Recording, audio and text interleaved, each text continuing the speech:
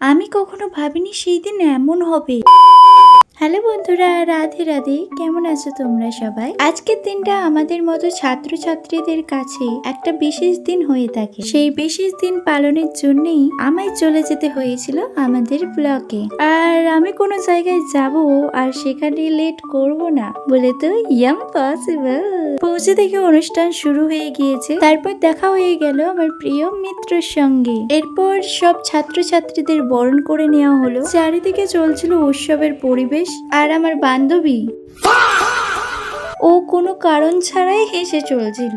তারপর এলো সেই মুহূর্ত যেটার জন্য এতক্ষণ অপেক্ষা করছিলাম। মঞ্চে আমার নাম ঘোষণা হলো, আর সম্মান গ্রহণ করার অনুভূতিটা সত্যি ভাষায় বোঝানো সম্ভব নয়। ওই কয়েক সেকেন্ড আমায় মনে করিয়ে দিল পরিশ্রম কখনো বৃথা যায় না। তো ভিডিওটা এখানেই এন্ড করলাম, আর ওখান থেকে আমি কি কি পেয়েছি সেটা পরের ভিডিওতে শেয়ার করব।